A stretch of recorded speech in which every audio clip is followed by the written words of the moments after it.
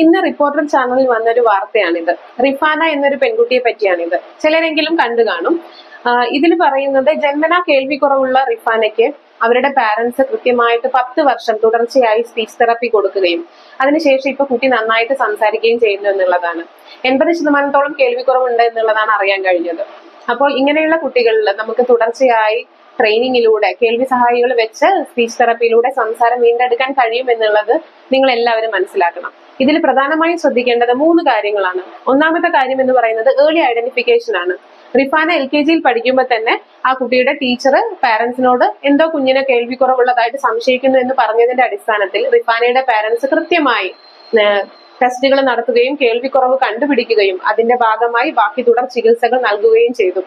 കേൾവി സഹായി വയ്ക്കുകയും നീണ്ട 10 വർഷം അവർ ക്ഷമയോടുകൂടി സ്പീച്ച് തെറാപ്പി ചെയ്യുകയും ചെയ്തു. അതിന്റെ റിസൾട്ടായി തന്നെ റിഫാന ഇന്ന് നന്നായി സംസാരിക്കുന്നു. ഇതിൽ നിന്ന് മനസ്സിലാക്കേണ്ടത് ഏർലി ഐഡന്റിഫിക്കേഷൻ എന്ന് പറയുന്നത് വളരെ ഇമ്പോർട്ടന്റ് ആയിട്ടുള്ള ഒരു കാര്യമാണ്.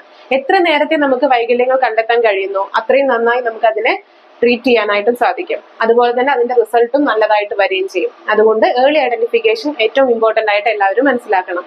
രണ്ടാമത്തെ കാര്യം എന്ന് പറയുന്നത് സ്പീച്ച് തെറാപ്പി പെട്ടെന്ന് നടക്കുന്ന അല്ലെങ്കിൽ പെട്ടെന്ന് ഇമ്പ്രൂവ്മെന്റ് വരുന്ന ഒരു മാജിക് അല്ല. അത് കൃത്യമായിട്ടും നല്ലൊരു ഹാർഡ് വർക്ക്, അതായത് സ്പീച്ച് തെറാപ്പിസ്റ്റിന്റെ, കുഞ്ഞിന്റെ പാരന്റ്സിന്റെ അല്ലെങ്കിൽ അവരുടെ കെയർ ടേക്കേഴ്സിന്റെ ആ കുഞ്ഞിന്റെ ഹാർഡ് വർക്ക് ഇത്രയും ചേർന്ന് വരുന്നതിന്റെ ഒരു റിസൾട്ടാണ് ആ കുഞ്ഞിന്റെ ഇമ്പ്രൂവ്മെന്റ് എന്ന് പറയുന്നത്. അതുകൊണ്ട് തന്നെ സ്പീച്ച് തെറാപ്പിസ്റ്റ് പറയുന്ന അത്രയും കാലയളവിൽ അത്രയും ഇന്റർവെൽസ്, അതായത് എത്ര സെഷൻസ് സ്പീച്ച് തെറാപ്പിസ്റ്റ് പറയുന്നു അത്രയും സെഷൻസ് സ്പീച്ച് തെറാപ്പി എടുക്കുക എന്നുള്ളത് വളരെ ഇമ്പോർട്ടന്റ് ആയിട്ടുള്ള ഒരു കാര്യമാണ്.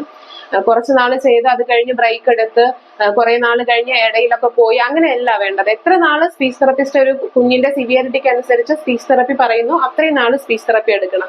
അപ്പൊ റിഫാനയുടെ കേസിൽ അവർ നീണ്ട 10 വർഷം റെഗുലറായിട്ട് സ്പീച്ച് തെറാപ്പി എടുത്തു, എന്നിട്ട് അവർക്ക് ഇത്രയും ഇമ്പ്രൂവ്മെന്റ് കിട്ടിയെന്നാണ് അറിഞ്ഞത്. മൂന്നാമത്തെ കാര്യം എന്ന് പറയുന്നത് പലർക്കും ഈ ഒരു വാർത്ത ശരിക്കും ഒരു പ്രചോദനമാണ്. അതായത് കുഞ്ഞിന് ജന്മന വൈകല്യമുണ്ട് അല്ലെങ്കിൽ കേൾവിക്കുറവുണ്ട്, മറ്റേത് സംസാര ഭാഷ പ്രശ്നങ്ങളോ ആയിക്കോട്ടെ, പല പാരന്റ്സും ഇനി എന്ത് ചെയ്യുമെന്നറിയാതെ മുന്നോട്ട് പോകാൻ കഴിയാതെ ഒന്നും ചെയ്യാതെ അതല്ലെങ്കിൽ ചികിത്സയിലോട്ടൊന്നും പോവാതെ വിഷമിച്ചിരിക്കുന്നവരും ഉണ്ട്. അപ്പൊ അവർക്കെല്ലാം എന്താണ് ഇതൊരു പ്രചോദനമാണ്. റിഫാനയുടെ പാരന്റ്സ് ചെയ്തത് എന്താണ്? കുഞ്ഞിന്റെ പ്രശ്നം ഏറ്റവും നേരത്തെ തന്നെ ഐഡന്റിഫിക്കേഷൻ ചെയ്യുകയും അതിന് വേണ്ട ഇന്റർവെൻഷൻ ഏറ്റവും നേരത്തെ തന്നെ സ്റ്റാർട്ട് ചെയ്യുകയും ചെയ്തു. അതുപോലെ തന്നെ എന്ത് പ്രശ്നങ്ങൾ ഉണ്ടെങ്കിലും അത് റെഗുലർ ആയിട്ട് ചെയ്ത് കുഞ്ഞിനെ ഈ ഒരു രീതിയിലോട്ട്, നല്ലൊരു ഇമ്പ്രൂവ്മെന്റ് ഉള്ള രീതിയിലോട്ട് എത്തിക്കാൻ പറ്റുമെന്നുള്ളത് കണ്ട് മനസ്സിലാക്കി പല പാരന്റ്സും ഇതൊരു പ്രചോദനമാകട്ടെ എന്നും ആഗ്രഹിക്കുന്നു. റിഫാനയ്ക്ക് ഡോക്ടർ ആവാനാണ് ആഗ്രഹം എന്നാണ് ആ ന്യൂസ് പ്രോഗ്രാമിൽ റിഫാന പറഞ്ഞത്. ആ ഒരു നിലയിലോട്ട് റിഫാനയ്ക്ക് എത്താൻ സാധിക്കട്ടെ എന്നും ആഗ്രഹിക്കുന്നു.